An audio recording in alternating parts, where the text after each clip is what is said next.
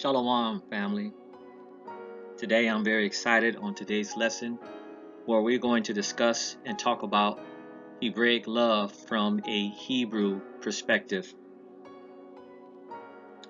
Growing up in Christianity and looking at scriptures from a Eurocentric perspective, understanding love, we make a mistake because what happens is that we try to interpolate the scriptures from a westernized perspective.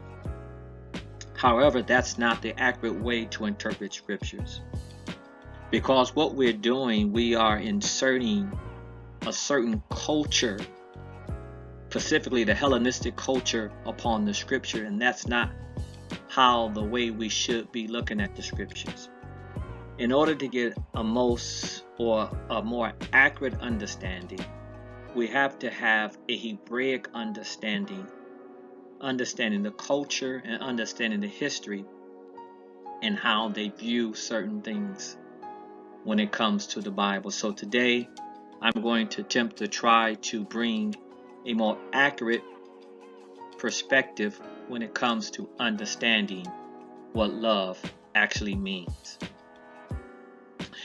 I also want you to notice that on this slide is that the actual characters that I have on there, and you probably wondering, saying, well, what is those symbols and what do those symbols mean? What you have on this slide is the actual Paleo Hebrew. This is the ancient Paleo Hebrew.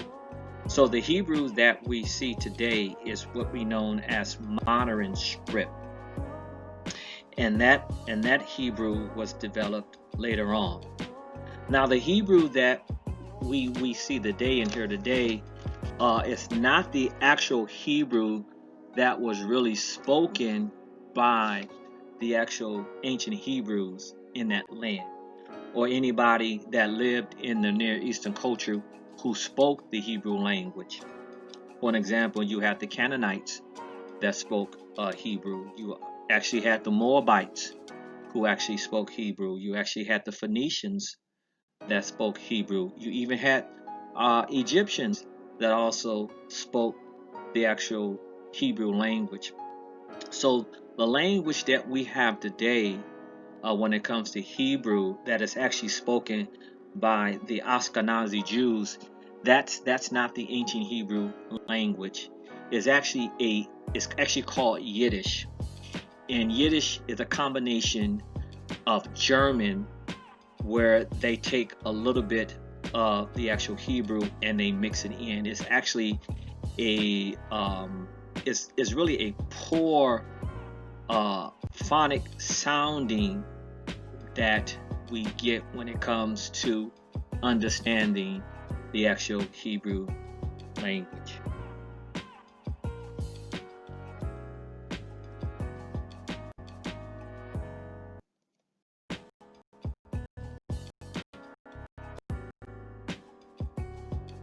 Let us begin, family, regarding the word love.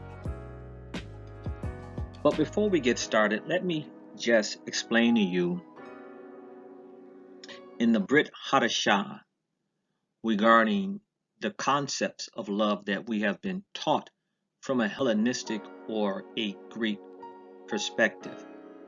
So, in the Greek mind, there are 4 words for love. You have agape love or agape love, which means unconditional love or benevolence love, an unending love. That's how the Greek defined it. And then you have eros. Eros is a love that a man has for his wife. It's the romantic love. And then we have storge love. That is the family love, the love that the family have amongst each other. And then we have philios, where we get the word Philadelphia from, and that's the love that an individual has for a friend. Well, those Greek concepts of love come from a Hellenistic perspective, not a Hebraic perspective. Now I apologize if I become a little technical, but I have to explain this so you can get a better understanding when I begin to explain to you Hebraic love, because I do not want you to try to interpolate a Greek concept or a Hellenistic concept when it comes to understanding love. Now, when it comes to the Brit Hadashah or the New Testament, you must understand that the writers who wrote the New Testament wrote in Aramaic or the Syriac language. Why? Because that's the language they spoke, and that's the language that they spoke in. They spoke Aramaic and they spoke Hebrew. So we all know that Shaul, as we call Paul, wrote majority of the Brit Hadashah, and he was a Hebrew. Okay, he wrote the scriptures in Aramaic. You also have the writings of Kepha or Peter. Peter didn't know Greek. He knew Aramaic and Hebrew, such as Yachanan, Aramaic. So what we have is that when the Greeks took our scriptures, they made it theirs and translated them from the original Hebrew and Aramaic into Greek, which makes it very difficult if you want to read the scriptures from a Hebraic perspective or mindset, because what you have already done, you have interpolated Greek concepts onto Hebraic scriptures. Okay? Because when it comes to the Greek scriptures, the two most reliable codices that we have, they're not written in Hebrew, they're written in Greek, and it's called the Codex Vaticanus and the Codex Sinaiticus. And when it comes to textual text type, it comes from the Alexandrian text type. So if you want to get the most accurate rendering of the Bible from a Brit Hadashah standpoint, you have to go to the most or earliest manuscripts or codices that we have, as I mentioned, which is the Codex Sinaiticus and the Codex Vaticanus. Let's move on. So, the Hebrew word for love is Ahava. And as you can see, we have what we know as the modern script of Hebrew. Even though that we have a modern script, the modern script letters equates to the actual Paleo-Hebrew letters. And the great thing about that, even though that the scripts are different from the ancient Hebrew, it does not lose its meaning and its function. And if you understand Hebrew, every letter in Hebrew has a function and a meaning, unlike our English alphabet and other alphabets that we have today. So if you really want to have a good understanding of Hebrew, if you understand the functions, you can get a pretty good idea what the word actually means. So the first letter we have is the letter Aleph. Aleph. And it's represented by an ox head. And it means strong, power, leader, or El. Next letter is Hey, and is represented by a man with his hands raised up in the air. And it means to look, reveal, breathe, and to give. And today's emphasis is going to be on to give. Next letter we have is Beth. And the symbol we get for Beth is a tent or a house. And it means family, house, or to be inside something. So if you put those pictures together, you have the strong one or the leader of the house giving to the individuals who are in the house. That is the function and the actual picture of love. Again, the leader giving to the individuals or providing for the individuals who are inside of the house. You get it? Again, you have the strong one or the leader or the father or the Most High, Elohim. What he's doing, he is giving to his seed that or his family that is inside of the house. The meaning, to provide and protect that which is given as a privilege. As I mentioned before, in the Hebrew language, each letter in the Hebrew language or picture gives a function. That's how the Hebrews thought, as opposed to Greek thinking. Greek thinking is more of an abstract, and they looked at things more from a visual standpoint. For an example, if I held a pencil up in the air and I asked the individual, what is that? And they would say, oh, that's a pencil. But the Hebrew mind wouldn't say that's a pencil. The Hebrew mind would say that is something to write with. And that's the difference. There's always a function, there's always an action when it comes to understanding the Hebrew language. So again, the function of love is the father is giving or providing for the individual or his seed that is inside of the house. Here's an application that I want you to see, which I think is a very beautiful application. As you can see, we have a picture of a house or a tent.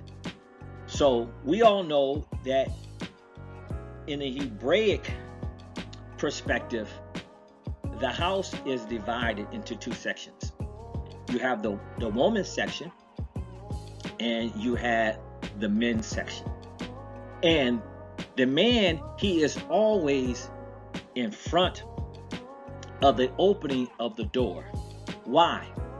Because it is the man who makes provision for the whole household.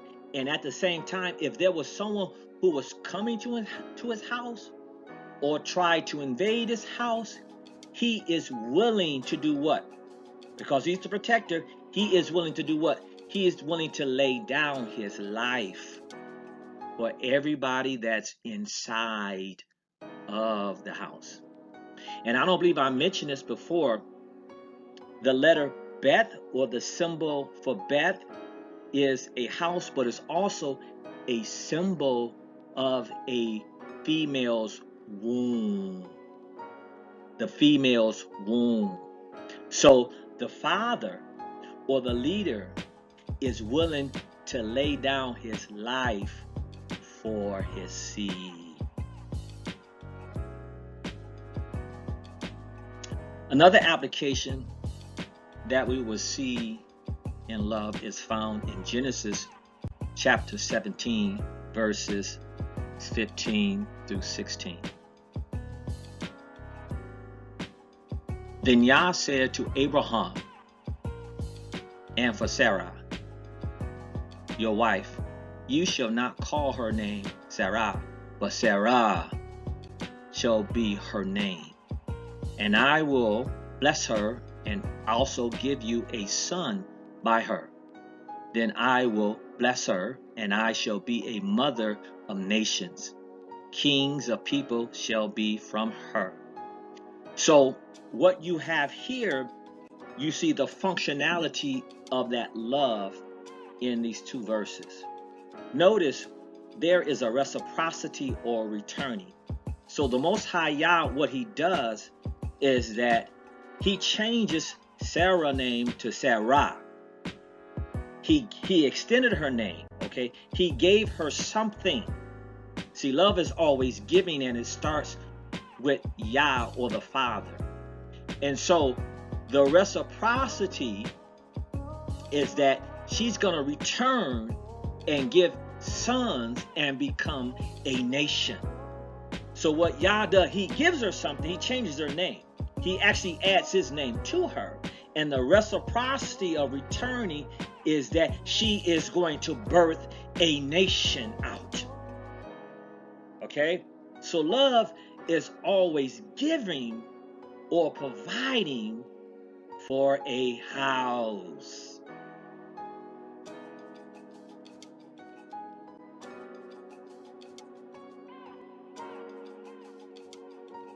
As we continue with the Hebraic word love. Again, the whole function and concept of Hebraic love is that the Father protects and gives to his seed or his household. I want to point out something very interesting and something beautiful that I don't believe that I mentioned concerning the actual Hebrew language. In the Hebrew language, each letter has a correlating number with it.